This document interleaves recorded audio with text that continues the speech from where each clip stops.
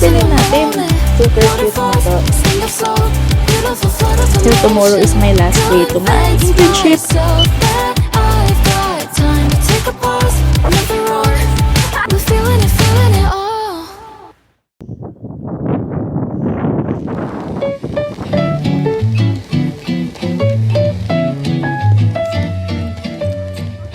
Hello everyone! We are here somewhere in our neighborhood. The weather is serving -4 degrees. Feels like -10. The sun is out. Pero malakas ang hangin. Meron ditong malaking ice skating place, which is a public area where you can ice skate, of course, and sled. So, dito kami para mag-ice skating. And, mag-shoes na natin ang bata. Hello, Meg! Ano ba ito? May ano sa ulo ko? May buntot.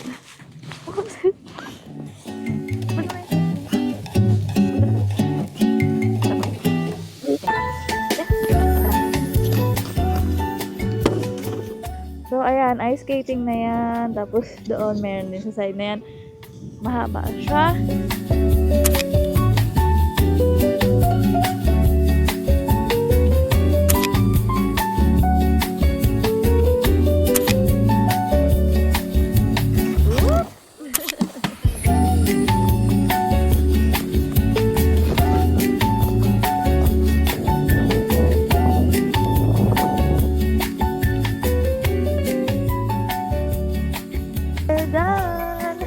Skating. Sunod naman, mag-sled lang kami dito ng mga 1 or 2 beses. Sobrang lamig na. So, ating lalakaran ngayon. Medyo mataas to. So, this one is forest side na. Tapos, dito is may area kung saan pwede tayong mag-sled. Meron na mga nag-sled doon. Tapos, ito na yung ice skating place. Let's go!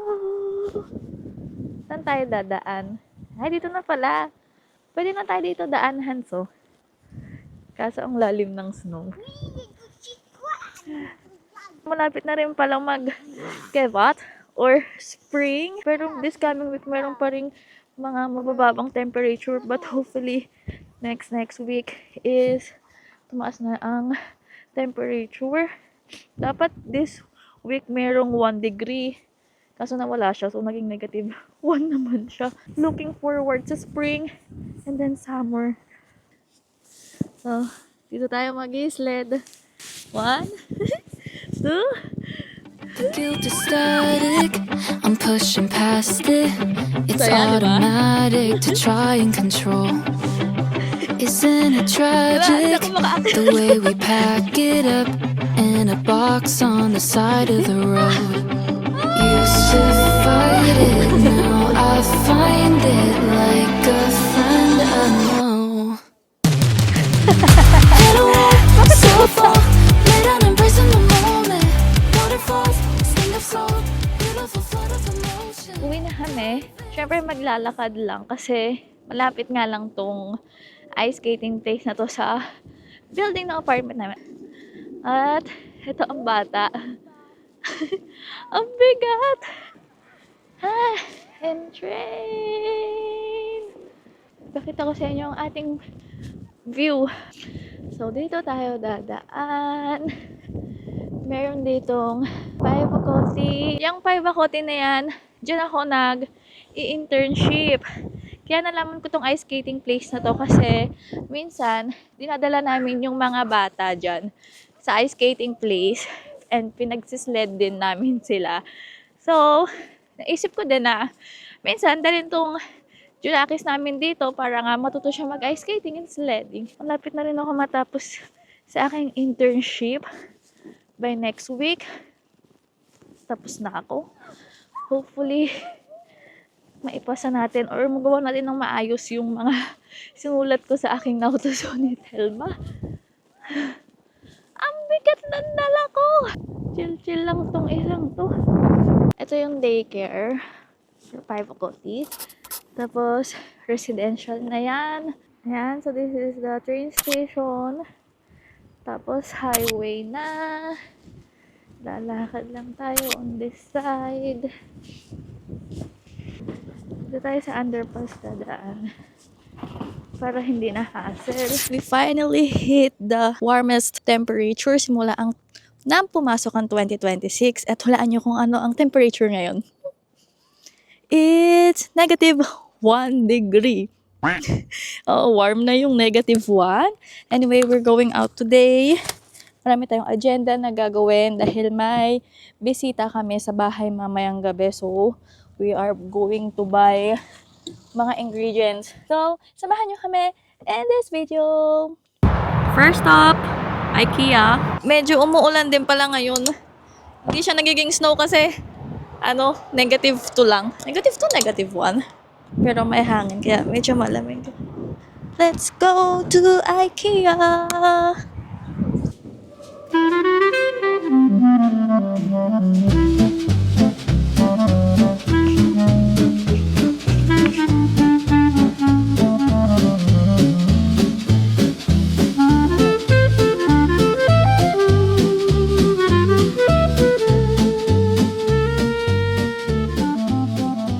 Diretso na tayo dito sa may mga bilihan na. Ang titignan namin is yung lalagyan na ng aming dishwashing liquid. Ang cute ng lamp. Gusto ko nitong pink. Ay, ang ganda. Dito siya, 39 euro nga lang.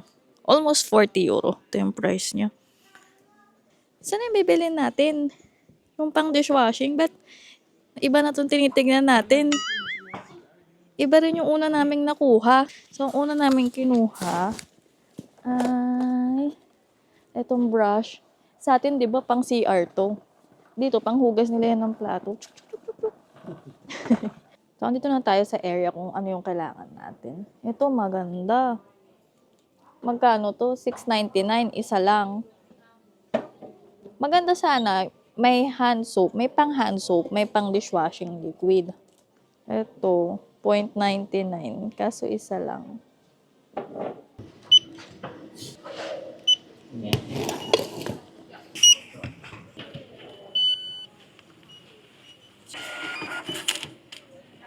Next stop is Yala Market. Bibili kami ng beef and itlog. Dito yung may pinakamurang itlog, 30 pieces, like 4.90 plus euro lang. So, super sulit. Bili tayo dito ng beef. Yung beef yung ipapakain namin mamaya. Kaldereta. Kakalderets natin siya. Ito yung binibili namin. 8.90 per kilo na beef.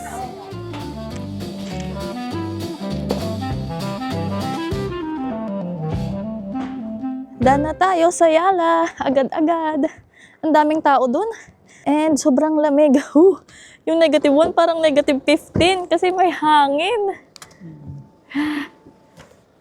Next is Prisma. Last stop. Prisma. 62 cents. Oh, 62 cents lang. Ganyan kadami, oh. Ang daming uri ng patatas dito, oh. Doon kami sa kabila kumuha. Tapos meron dito, meron din ito. Meron ng nakapack din na ganito. Merong mas maputi. Ito, alternative for Eden cheese. Medyo mahal lang siya, no? 3.28. Pero kalasa talaga siya ng Eden. And we're done! Back at home.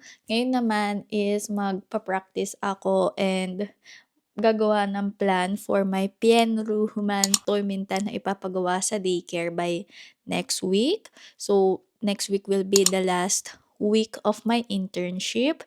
And we have this called nga Nauto Sunitelma na kailangan gawin during our internship. And isa doon is to make a small group activity.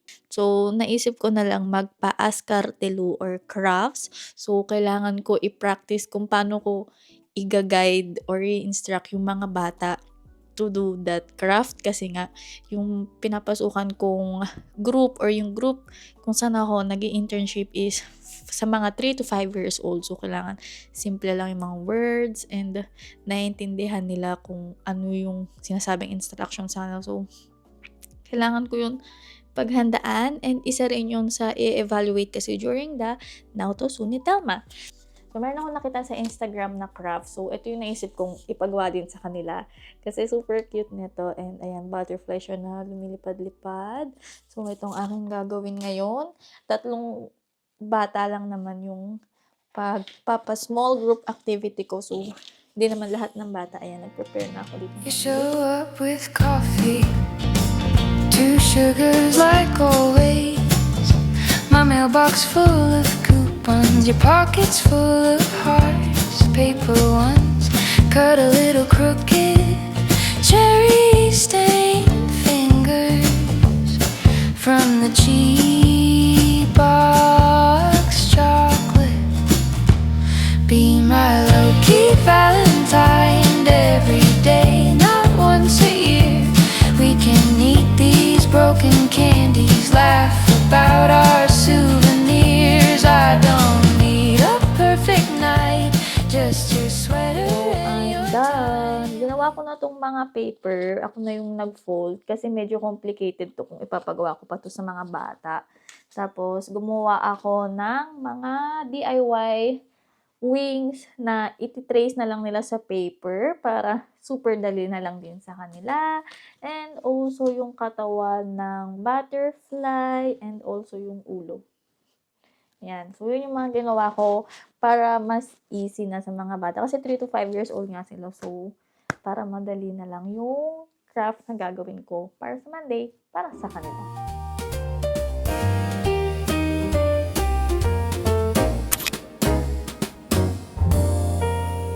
Visitors!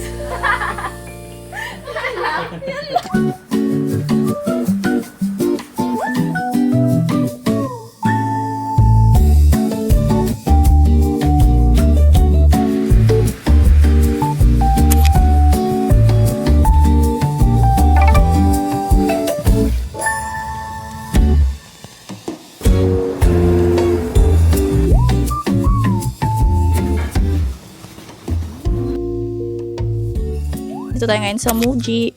Alam nyo ba yung Muji dito sa Helsinki, yung largest Muji in all Europe. Naghahanap ako ng ireregalo sa aking ohoyaya dahil tomorrow is my last day to my internship. Hindi ko alam kung ano yung bibiliin ko, so nandito muna ako sa mga chocolates. Let's see kung ano ating mabibili. Ano yung kinuha mo, Hans? Wow, he got this chocolate hazelnut.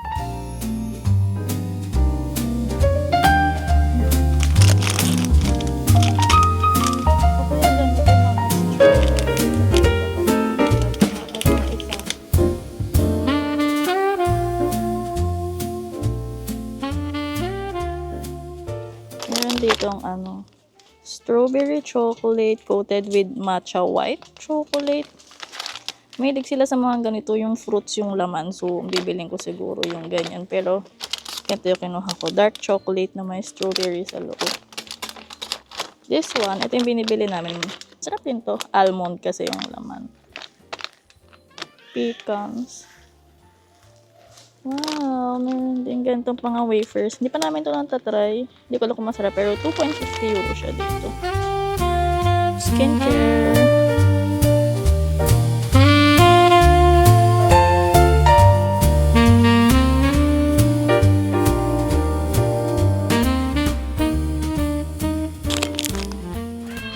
Dinner at Nana po.